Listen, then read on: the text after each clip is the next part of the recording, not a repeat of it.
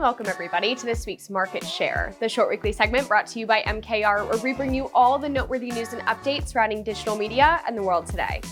I'm your host, Genevieve, and we've got some interesting stories for you today, so let's get started.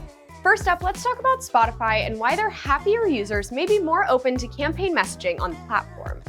Data from Spotify explains that people are 15% happier and more relaxed after streaming audio on Spotify versus scrolling on social media, which is definitely not too shocking given the impact we know social media has on the general public.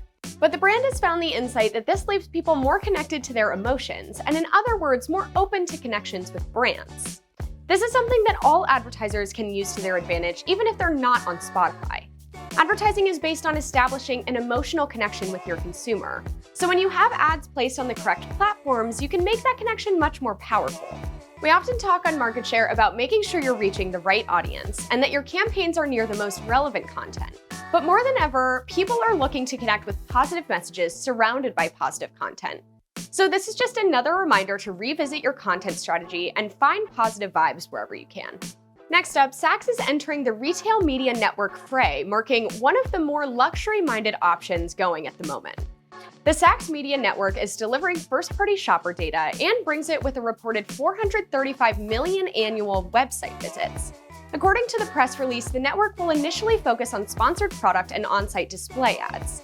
Retail media networks are nothing new, however, Saks brings potential access to a specific audience segment that other retail media networks don't always have access to. Many of the larger retail media networks are run by the big box stores you'd immediately call to mind. Target, Walmart, and Amazon top the list.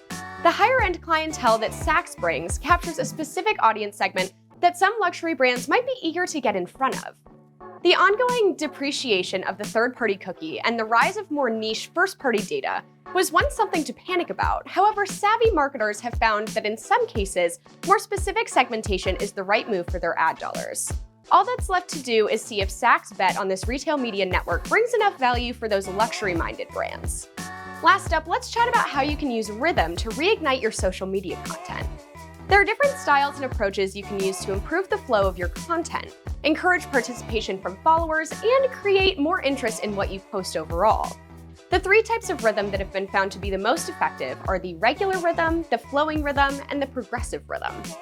The regular rhythm hinges on repetition, utilizing repeated elements in a predictable pattern, consistency that maintains a uniform layout, and order to make the content easy to navigate. The flowing rhythm follows more curved lines and shapes to guide viewers' eyes in a fluid motion. This creates movement to initiate continuity and add energy. Finally, the progressive rhythm combines the previous two structures while gradually incorporating surprise elements to aid in storytelling. So if you're looking for a new way to approach your social media content strategy, think about how you can use Rhythm based on your own industry. That's all for this week's Market Share. My name's Genevieve, and I'll see you all next week. And in other words, more connected to... No.